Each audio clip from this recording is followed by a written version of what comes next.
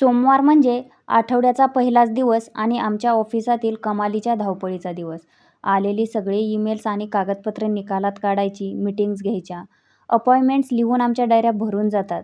2 अपॉइंटमेंट्सच्या मधल्या वेळात नेमके काही उपटसुंब भेटायला येतात. सोमवारची सकाळ म्हणजे सेक्रेटरी लोकांची खरी गडबड उडून जाते. त्यांचे अक्षरशः घामटे निघते. पण परत पुढचा रविवार उजाडण्यासाठी हा सोमवार तर आधी पार पाडावाच लागतो. असाच एक सोमवार माझ्या अजून स्मरणात आहे. मी माझे ईमेल्स वाचून त्यांना उत्तरे पाठवण्याच्या गडबडीत होते. इतक्यात माझ्या सेक्रेटरीने निरोप सांगितला. 2 व्यक्ती आधी वेळ न ठरवताच भेटायला आल्या होत्या. मग मी सेक्रेटरीला विचारलं, त्यांनी अपॉइंटमेंट घेतली नाही म्हणतेस आणि मग तरी कसं काय तू त्यांना भेटायला पाठवते आहेस? एवढंच महत्त्वाचं काय आहे? माझ्या ऑफिसातील कर्मचारी उगीच भलत्यासलत्या कोणालाही नीट चौकशी केल्याशिवाय माझ्याकडे कधी पाठवत नाहीत. माझी सेक्रेटरी हलक्या स्वरात म्हणाली, मॅडम, एक माणूस खूप म्हातारा आणि अशक्त आहे आणि दुसरा मध्यमवयीन आहे. त्यांचं म्हणणं असं की त्यांचं काम फार महत्त्वाचं आहे आणि ते बराच वेळ तुमची भेट घेण्यासाठी थांबले आहेत. म्हातारी माणसं अनेकदा असहाय्य असतात, त्यामुळे मी त्यांना भेटायला बोलावलं. ते दोघे आत येऊन माझ्या समोर बसले. त्यातील म्हातारा माणूस 70 उलटून गेल्यासारखा वाटत होता. तो अशक्त, थकलेला आणि चिंताग्रस्त दिसत होता. त्याच्याजवळ एक जुनाट फाटकी धोपटी होती. त्याची अवस्था फार दयनीय होती. त्याच्याबरोबर तो मध्यमवयीन माणूससुद्धा चिंतित दिसत होता. मी तात्काळ विषयाला हात घातला. बोला, काय काम आहे? त्यावर तो म्हातारा नुसता मूकपणे त्या दुसऱ्या माणसाकडे पाहत राहिला. तो दुसरा माणूस म्हणाला, मॅडम, हा म्हातारा एका बस स्टॉपशी बसून होता. त्याला कुणीच नाहीये. त्याला आधाराची गरज आहे. दुर्दैवाची गोष्ट अशी की त्याच्याकडे काही पैसेसुद्धा नाहीत. त्या मध्यमवयीन माणसाचा आणखीही बरंच काही स्पष्टीकरण देण्याचा विचार चालला होता. असे बरेच लोक मला भेटतात. सरळ मुद्द्याचं बोलण्याऐवजी उगीच इकडचं तिकडचं बोलत राहतात. त्यांना जे काही हवं असतं ते सरळ कधीच सांगत नाहीत. मला या अशा गोष्टींची आता खूप सवय झाली आहे. म्हणून अनेकदा मी थोडं तुटक वाटलं तरी चालेल, पण त्यांना मध्येच थांबवून त्यांचा मुद्दा मांडायला सांगते. मग मी काय करावं अशी तुमची अपेक्षा आहे? मी सरळच विचारलं. मी तुमच्या कार्याविषयी पुष्कळ वाचलंय. तुम्ही या म्हाताऱ्या माणसाला मदत करावी असं मला वाटतं. तुम्हाला कोणी नातलग आहे का? मी त्या म्हाताऱ्याला विचारलं. त्याचे डोळे पाण्याने भरून आले. तो हळू आवाजातच म्हणाला, नाही, मला कुणीच नाही. तुमचे कुटुंबीय, त्यांचं काय? नाही, मला कुणीही नाही. तुम्ही याआधी कुठे काम करत होता? मी त्याला आणखी बरेच प्रश्न विचारले व त्याने त्याची समाधानकारक उत्तरे दिली. मला त्या म्हाताऱ्या माणसाविषयी फार वाईट वाटलं. त्याच्याजवळ पैसे नव्हते. मदतीचा हात पुढे करणारं कोणीही नव्हतं. फार दुर्दैवी कहाणी होती. एका वृद्धाश्रमाची मला चांगली माहिती होती. आमचे व त्यांचे अनेकदा संबंध येत असत. मी त्यांना लगेच फोन केला व एका म्हाताऱ्या माणसाला काही काळासाठी तेथे पाठवत असल्याचं सांगितलं. त्याची काही दुसरी व्यवस्था होईपर्यंत तो मध्यमवयीन माणूस म्हणाला, काळजी करू नका. मी स्वतः यांना तिकडे नेऊन सोडीन आणि मग तिथूनच मी माझ्या ऑफिसला जाईन. त्यानंतर ते दोघे निघून गेले. थोड्याच वेळात मी माझ्या कामात बुडून गेले. भेटायला येणारी माणसे, बिलं व पावत्या, अंदाजपत्रके असं बरंच काम होतं. मी त्या म्हाताऱ्या माणसाविषयी विसरले मात्र नव्हते. मधूनच कधीतरी मी त्या वृद्धाश्रमात फोन करून त्यांची चौकशी करत असे. त्याचं तिथे व्यवस्थित चाललं होतं. अर्थात त्याच्याविषयी आणखी काही विचार करत बसायला मला वेळ नव्हता. मी दरमहा त्या वृद्धाश्रमाला न चुकता पैसे मात्र पाठवत होते. एक दिवस त्या वृद्धाश्रमाच्या संचालकाचा मला फोन आला. तो म्हातारा माणूस फार आजारी होता. त्याची प्रकृती चिंताजनक होती आणि त्यांनी त्याला हॉस्पिटलात दाखल केलं होतं.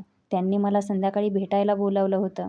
मी संध्याकाळी हॉस्पिटलात त्या म्हाताऱ्या माणसाला भेटायला गेले. तो खरोखर फारच अत्यवस्थ होता. त्याची प्रकृती इतकी गंभीर होती की डॉक्टरांच्या मते त्यांचे आत काही फार दिवस उरले नव्हते. या अशा अवस्थेत तो कुणाला तरी भेटण्याची इच्छा व्यक्त करेल असं मला वाटलं. स्वतःची मुलं नसली म्हणून काय झालं?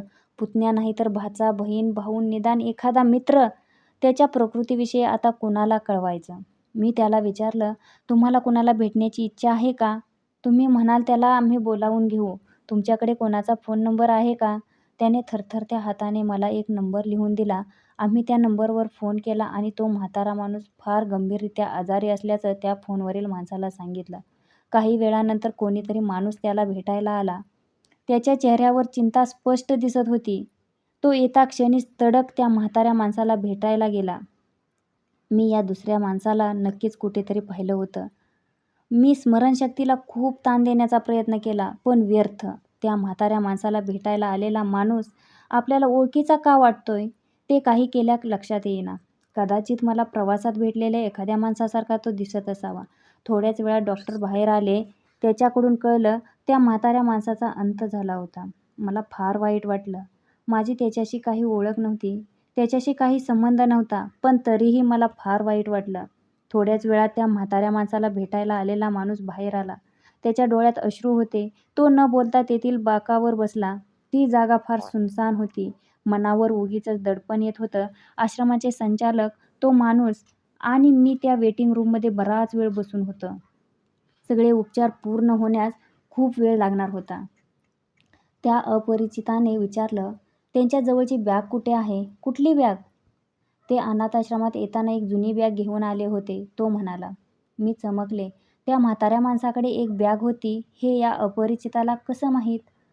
मी पिऊनला आश्रमात पाठवून ती बॅग मागवून घेतली. ती बॅग दिसताच तो अपरिचित ती उघडण्यासाठी पुढे सरसावला, पण मी त्याला तसं करू दिलं नाही. तुम्ही तुमची स्वतःची ओळख आधी पटवा, त्याशिवाय तुम्हाला ती बॅग उघडता येणार नाही. तुम्ही त्यांचे कोण? त्या बॅगेविषयी तुम्हाला कशी काय माहिती? मी असे प्रश्न विचारताच तो फार अस्वस्थ झाला. एका स्त्रीने आपल्याला असे प्रश्न विचारलेले कदाचित त्याला आवडले नसावेत. भारतात जर एखाद्या स्त्रीने पुरुषाला अडचणीत आणणारे प्रश्न विचारले तर ते त्याला आवडत नाहीत. पुरुषांनी काहीही केलं तरी त्याबद्दल त्यांना जाब न विचारणाऱ्या स्त्रियांच त्यांना आवडतात. नशिबाने हे चित्र आता हळूहळू पालटत चाललं आहे. त्यांना या वृद्धाश्रमात मीच सोडून गेलो होतो, तो माणूस म्हणाला. तुम्ही कोण आहात? आता माझी उत्सुकता वाढली होती. मी त्यांचा मुलगा. मला ते ऐकून किती धक्का बसला असेल याची कल्पना कोणालाही सहज करता येईल. आता मला नीट आठवलं. एका सोमवारी सकाळी हाच माणूस त्या म्हाताऱ्या माणसाला घेऊन माझ्या ऑफिसात आला होता व हे गृहस्थ आपल्याला बस स्टॉपवर भेटल्याची थाप त्याने मारली होती. मी फार संतापले. तुम्ही त्यावेळी माझ्याशी खोटं का बोललात? मी रागानं विचारलं. त्याच्याकडे सांगण्यासाठी कहाणी तयार होतीच. काय सांगू? माझ्या घरी खूप अडचणी आहेत, तो म्हणाला. माझ्या पत्नीला माझे वडील आवडत नसत. तिनं मला सगळं सरळच सांगितलं. एक मी तरी नाही तर तुमचे वडील तरी. तुम्ही आमच्यापैकी एकाला निवडा. त्यावेळीच मी तुमच्या या फाउंडेशनबद्दल वाचलं. मला वाटलं काही पैसे खर्च न करताच आमचा प्रश्न सुटून जाईल. त्यानं नंतर असंही कबूल केलं की त्याचं राहतं घर त्याच्या पत्नीच्या मालकीचं होतं. त्यामुळे त्याच्यापुढे दुसरा काही पर्यायच नव्हता.